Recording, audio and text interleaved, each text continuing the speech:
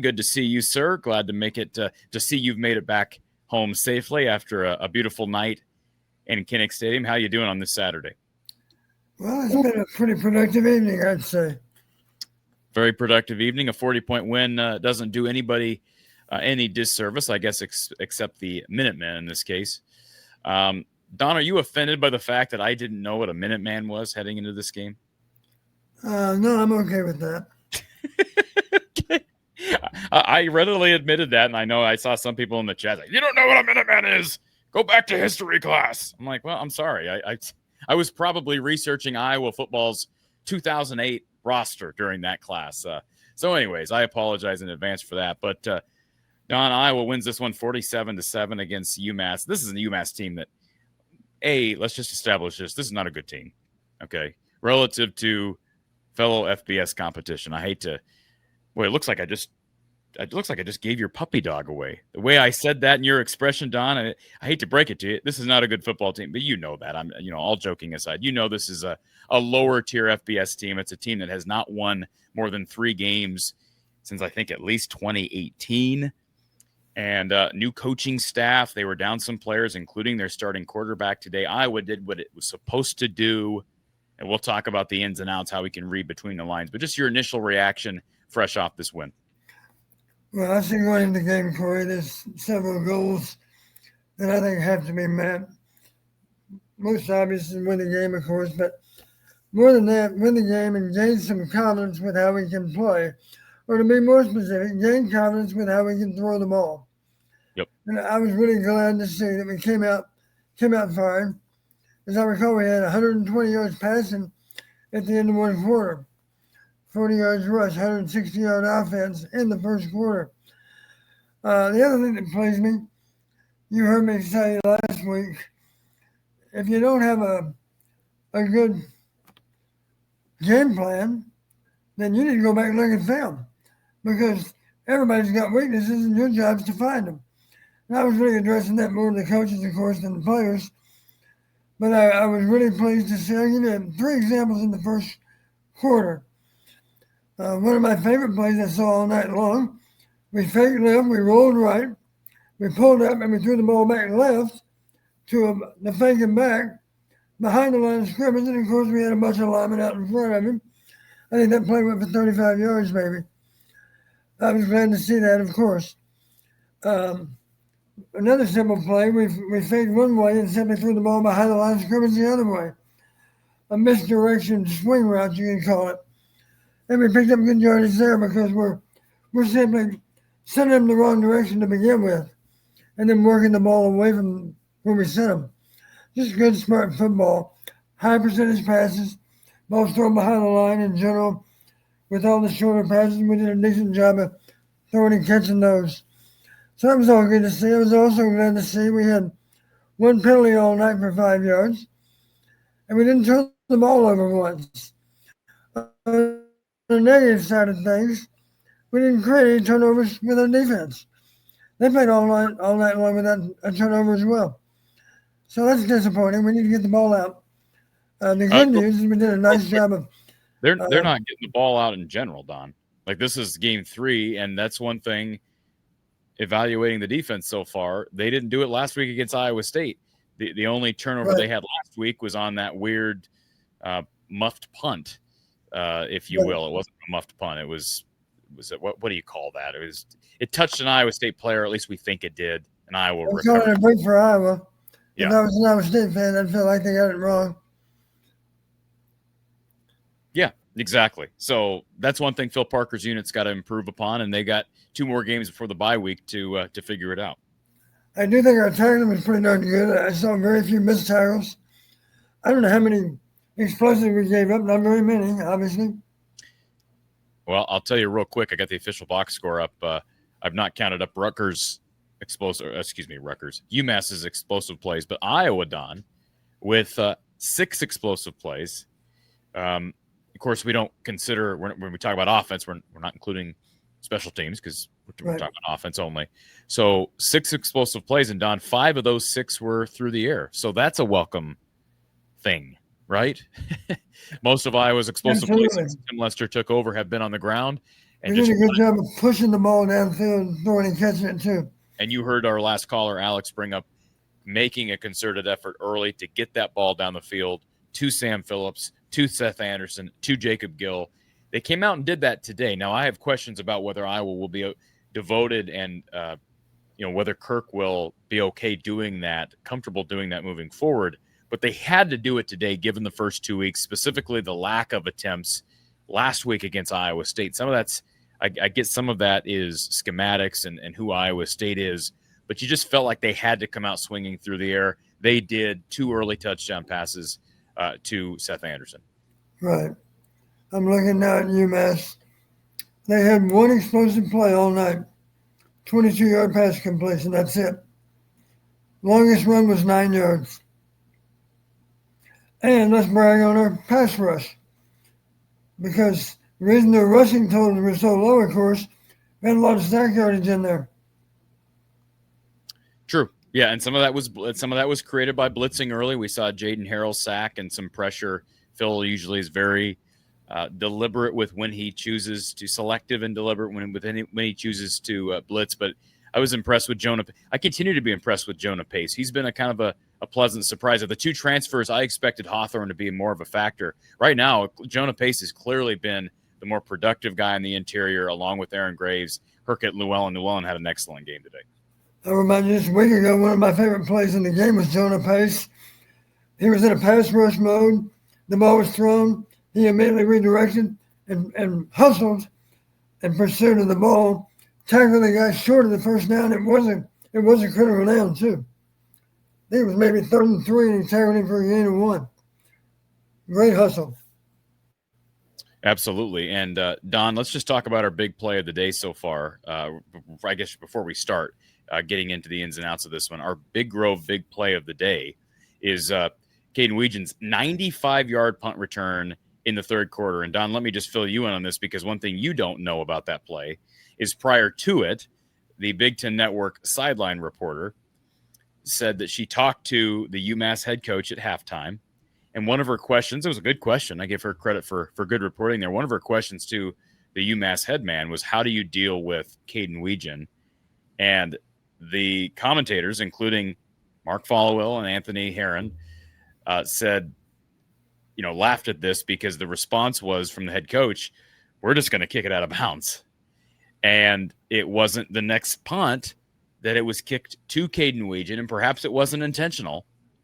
But man, you could just feel, I could just feel the UMass head coach's angst when Caden caught that ball inside his own 5, by the way. I mean, he kind of stumbled backwards behind his own 5. Officially, it was a 95-yard punt return for a touchdown there early in the 3rd quarter. And obviously just big overall. And he's our RTI Threads player of the game as well. But Don, talk about that big play, that 95-yard punt return. It's a Kinnick Stadium record. Well, one of the first things you need to know about specialty teams, even if you have a punter with a powerful leg, it really doesn't count for much if he consistently outkicks the coverage. You need better hang time. You can't line drive those kicks down there because they're coming back at you. That's what we always call a returner. If you line drive the ball down range, it's coming back. And in Wiggins' case, it may go all the way to the end zone. So incredible, 182 yards on, is that right? On 4 punt returns, 182 yards. Impressive. Yep. Really impressive. And also had a nice kickoff return. And he's a guy, Don, who last week struggled. I mean, you don't expect that out of a senior in big games. You expect those guys to show up, but he struggled in every aspect, had the slipped route. And you're being kind of say he struggled. A more blunt appraisal would be he had a bad game. But he bounced back. Yeah, he I'm sure he bounced back. As all leaders do, I'm sure he felt very responsible for some. And I'm not saying he was responsible in soul, but I'm sure he felt responsible given the fact that he slipped on the interception play. He cost him precious yardage on a punt where he allowed the punt to bounce back close to Iowa's own goal line in Ames, and just did nothing in the kick return game either. But boy, he showed up today, Don. He also had the rush for a touchdown, and we're going to talk more about getting him involved with the offense in just a little bit. But Let me bring on Caden in one other aspect, Corey. After one of the earlier punt returns, also an excellent punt return, I said to my buddy nearby, I said, he reminds me a lot of Tim Dwight. And that's a good thing. He's not as fast as Tim, but he's plenty fast. is he not as fast as Tim? I think Tim's faster, yeah. I know you're devoted to that notion, but he looked pretty fast on that 95-yard return, Don. Well, trust me, Tim was still out running. All right. But it'd be a good race. And I told Caden one time, I said, Caden, you know why I like you as a return man? You understand kickoffs in particular, not punt so much. It bugged me last week. We had mediocre kick returns. We couldn't spring him loose, of course. But I really put more blame on the blocking than I did Caden. Because Caden understands when you get the ball, you got to attack. You don't dance around. You got to go, and you got to go 100 miles an hour. And if the block is not there, it's not there. That's the responsibility of someone else. Caden's job is to hit that return hard. He's done it in the past, and he'll continue to do it. That's exactly what a punt returner and a kick returner should do. Punt returns, I'll admit, sometimes you got to dance around a little bit, but not on kick returns. And obviously, if you outkick the coverage on punt, no reason to dance around. There's a lot of green grass out there. Go get it. And he did. And by the way, the kick return for Caden, officially one kick return for Caden Weegan, and I thought it was a risky play. And you agree with that? You're nodding your head. He's about 5 yards deep, as I recall. You don't see that often. Guys are calling for fair catches outside of the end zone. Well, I'm assuming that he was given the green light before he left the bench. Maybe not. Maybe he got chastised for taking it out of the end zone, but he obviously thinks he can go the distance. Maybe not every time. That's not realistic, but how about this? Every now and then? I think he feels like he can bust one every now and then. Real quick, Don, this is a clerical question. When a guy returns a kick from inside the end zone, he's credited for 34 yards. Does that mean he got to the 34, or does that mean he stopped? Does that mean he got to the 29 and started 5 yards? Funny you mentioned that. I thought about that tonight. I wondered how many yards would he get credited for? Yeah. Would he get credit for those yards in the end zone? I don't believe you do. Okay. I'm not sure. Yeah. I can check while we're talking here because I know he was at least 4 or 5 yards deep. Well, folks, the call in line to chat with Coach Patterson and myself, 515-635-1601. 515-635-1601. Let's get to our second caller. By the way, our call line is sponsored by Iowa Smokehouse. Their tasty products available for 15% off your order. Hawkeyes is the code at iowasmokehouse.com. Let's go back to our Iowa Smokehouse line. We've got James, who is here early. James, welcome back to the show. How you doing? Doing good. How are you? Good. First concern I have, because obviously you win a game, right? And as Don knows this, you win games, but you still have concerns, stuff that kind of sticks out to you, right? One concern that sticks to me is this is probably, no offense to UMass, and I hope all the players get healthy, especially the guy who hurt his neck, right? But this is probably one of the worst teams that we're going to play out here. This is probably the worst team we're going to play out here, right? And you didn't get a single turnover off that team. That is very scary to me, right? They have no turnovers in 3 games, obviously, but this is the worst team you played. You still got no turnovers off this team, right? Like, Did they not have any turnovers against Albany? They didn't have a single turnover against Albany? I don't think so. Don, is that right? Not sure. Can't remember one. Yeah, I don't think they did. I think they had no turnovers in 3 games, and this is the worst team. Well, they had a turnover last week, but it was on special teams. But yeah. Yep. I meant like defensive wise, like picks or fumbles like that defensive wise. But right. No, that's fair concern. I mean, through non-conference, when's the last time I don't know the last time we would have said that, Don, that, you're entering Big Ten play through 3 games and Iowa's forced 0 turnovers. It's not like they're turning the ball over, but they're not forcing turnovers. And Iowa's normally passing the turnover margin test with flying colors. So that's something, you credit TJ Hall. He's playing better. That was brought up. Alex Springman brought it up here a few minutes ago. TJ Hall has been better. I think he's been a solid plus for the DBs. Xavier Wampa's been better. Cohen Entringer's been good. But those guys got to force some turnovers. And it's not all about interceptions. It's also about forcing fumbles. They have forced at least 1 or 2 fumbles this year, but haven't recovered any. And they practice that. Those are things that are, that are factored into drills. So, no, those are fair concerns, Don. Come to think of it, when Mark had the run option or scrambled and the ball came out. Yep, that's It was a really nice play by a UMass defender. and it's a little bit careless on Mark's part. He's dancing around. He did a good job of knocking it out with his fist too. How do you deal? By the way, real quick before we go back to James, what do you tell Mark when he comes to the sidelines on that play? He's dancing around trying to make something happen, but he's not aware that there's a guy behind him. What do you tell him as a ball carrier in that position? Well, first off, you're near the goal line, so don't wait around too long because the pay dirt's not very far away. Be decisive down there, and don't second guess yourself. If you feel like you've got to run, then tuck it and run. But your point is, as long as you're not dancing, it's going to be hard for a pursuit coming from behind to track you down. And that's what happened on that play, I do believe.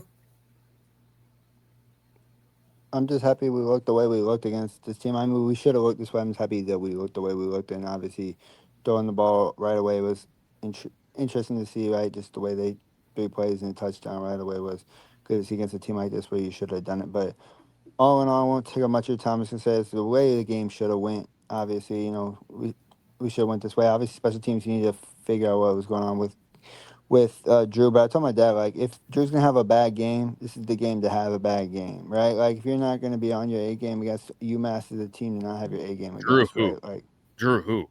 The kicker, Steven. What?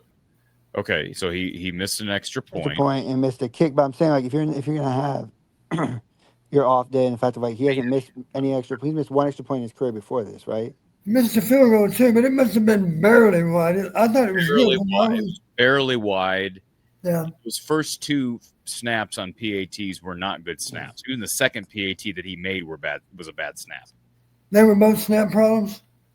Go back and look at it. Definitely, okay. Definitely the second one. And I couldn't help but notice on the first PAT. Drew and I think I mentioned this to Drew. I used to tell my kickers, listen, you remember that expression, split the uprights? A kicker would say, yeah, I remember that expression, Coach. I said, okay, I want you to take it to heart. If your PAT's not down the middle, that's got to be a cause for alarm. Because if you back them out on the field, you're going to miss some field goals. And I did notice the first kick was decidedly left. And then I believe the second kick was the one that was missed. Yeah, the one he barely made was left too. The one he like squeaked in was left too, or same. The one on either side of the bunk was barely inside the uprights. I'm pretty sure. No, you're right. Kicks. Go back though. There were not good snaps. I'm not taking blame off of Drew. I'm actually relieved to know it was a snap problem. So that's correctable. I guess your point, Corey, is it's really more with the mechanism of snapping the ball and putting the ball down than it was our kicker. I would think so based on what I saw. I'm no special teams coordinator, but definitely the second one was clearly, I shouldn't say clearly the snapper. It was something between the snapper and the holder because it was a delayed hold, and that does affect timing and rhythm of the kick. And then, we haven't even talked about the punt coverage breakdown, Don. That was, obviously a big play resulted in UMass's only score. We'll get to that here in a second once we're off the phone with James. But no, I agree with you, James. If Drew's going to have an off day, and I would say it was an off day, yeah, you miss a field goal. He did make the 54-yarder, and I had every confidence that he was going to do that. He also made a difficult – Don, that 26-yard field goal from that right hash, that's a difficult kick. The angle, yeah. I'm always nervous about right hash kicks that are not very long. Yeah. So I agree with you. Yeah. I mean, in general, like special teams can have an off day. This is a good right team to have an off day against probably the worst team you play. And the fact if you can overcome those mistakes, right? You do that against a better team. Obviously, it's going to be harder to overcome those mistakes. Is more what I meant. But yeah, and the standard that he has set has been really high. Yeah. So when he does struggle in some department, and by the way, he flirted with that kick last week against Iowa State that they called good. And to be honest with you, the one today, they said it on the broadcast, the one today looked more good than the one against Iowa State. I don't know, man. I didn't think the one today looked good, but I thought the angle was bad. And remember, it's got to be completely inside the upright. The angle was kind of to the right, so you couldn't really tell. Like, it was more a little bit to the right the angle was. So you couldn't really tell where it actually was, because the angle was pointed more right, so you couldn't really tell how far left it was. But overall, it was a good way to get the win you should have got, and I'll let you guys get on to the next callers. Just congrats to Kirk fans, obviously. I know some people have their opinions on Kirk, right? But just congrats to him on getting to 206, right? And no matter how long it takes you to still a feat, no matter what, right? The record book ain't gonna say anything, but he got to 206, right? And that's important to him. Congrats to him. It's great to see all the players they play for, and even Lisa Bluter was there to congratulate him, right? It's great to see all the love from everybody who used to play there, and even all the old coaches still giving him love and support about it too. So that's a good thing to see. James, appreciate the call, sir. We'll talk to you next Friday. Corey, is it possible for you to put Amanda's comment back up on the screen, the one that was just up a minute ago? Not that one. Let's see. Here we go. This one? Yes. I want to comment. I think she's right. Another caller just texted in and said, our backup quarterback's better than our starter. I'm sorry, I disagree. Let me just make one point. I'm sure you'll make the same point. And I have nothing against Hank Brown. I think he's going to be a very, very capable quarterback. But let's not forget, we always used to joke, the most popular guy on campus is always the backup quarterback. Never throws a pick, never throws an incomplete pass. He's the most popular guy on campus. I'll remind that caller that texted that message about Brown being better. Here's what I remember. I remember a receiver that's wide open for a touchdown, clearly behind the defense, and we throw the ball off the field. Yep. That was Hank Brown. Yep. Now, there's nothing wrong with it happening because Hank Brown's very unlikely to do that going forward because you learn from your mistakes, and that was clearly a mistake. All he had to do is keep the ball on the field as a touchdown, throw it off the field. So he'll learn. He's got a bright future, but let's not sit here and just make a statement that really is not based on fact. I have a lot of faith in Tim Lester. The best quarterback for us is Mark. Otherwise, he wouldn't be starting Mark. That doesn't mean there wasn't a competition. I have a lot of optimism for Hank, and we better have a good backup quarterback because, as you know, Corey, the mindset has to be you're one play away. Yeah. And so Hank did make it was a nice. What pleased me, Corey. We got a lot of backups, a lot of playing time. That was good. Yep. I noticed the first starters out were on defense.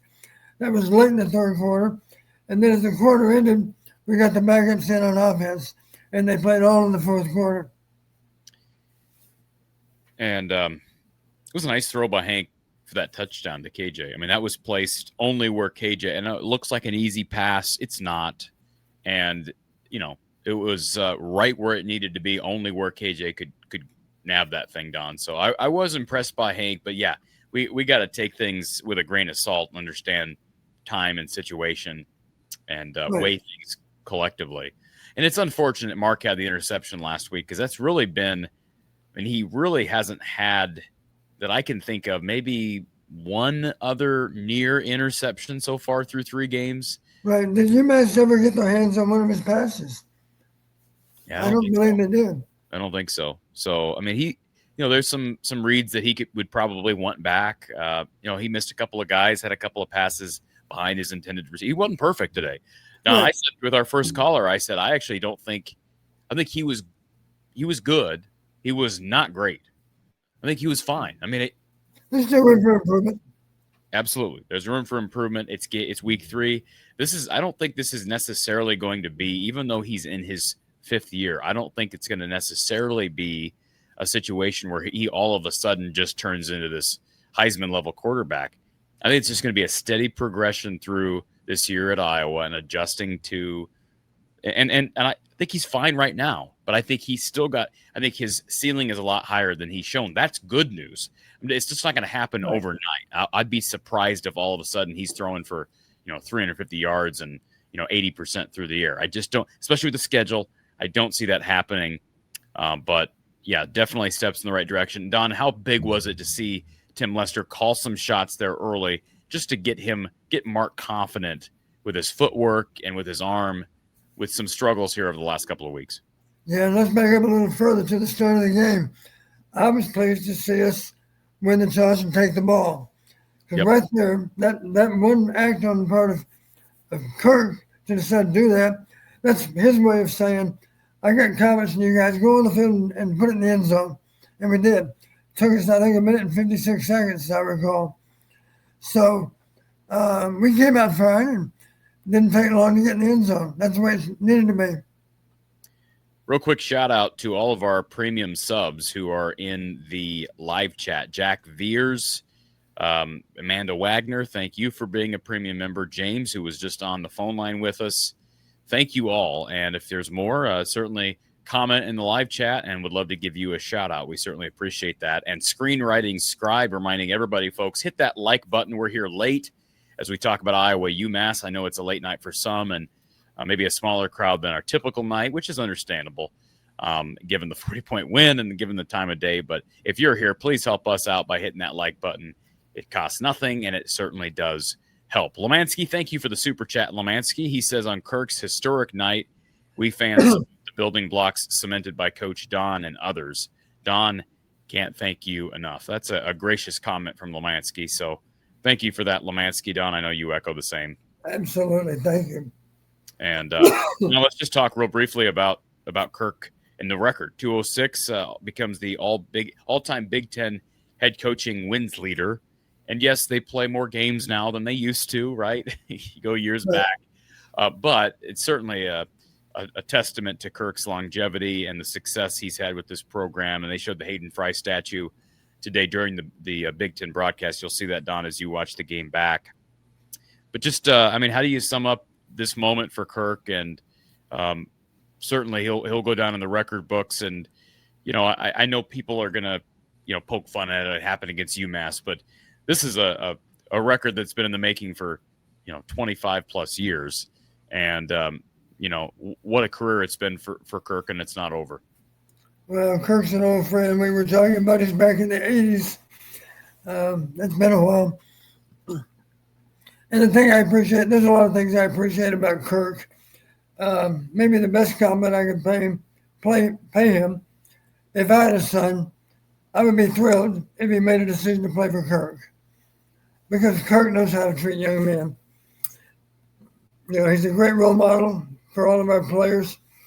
You heard me say before, Corey, I've been asked by young coaches, give me some advice. I'm about to be a head coach. I said, okay, I'll give you some advice.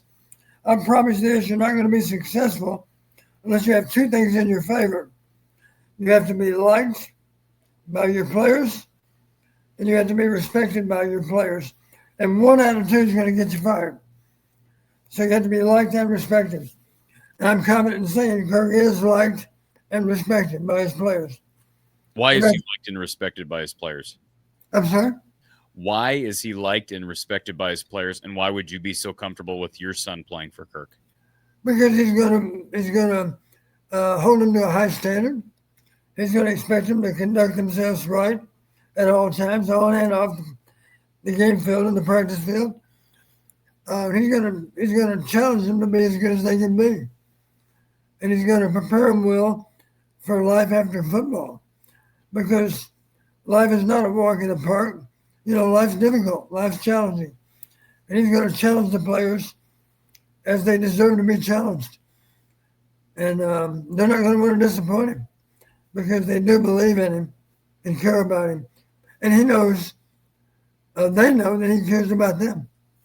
What is it about Kirk, Don, that has helped him be here from 1999, and now here we are late 2025? What is it about Kirk that has helped him to become this long-standing of a college football coach for a guy who, hadn't had really any success as a head coach at any level prior to his hiring at Iowa in 99? Well, really to help explain why Kirk has been our head coach for a long time, you have to go all the way back to Hayden Fry and Bub Elliott. Bub told Hayden, and I think Bub was probably right, the last coach I ever hired, because if you fail, they're going to get me too. And you might recall, out of the outhouse and into the penthouse in 3 years,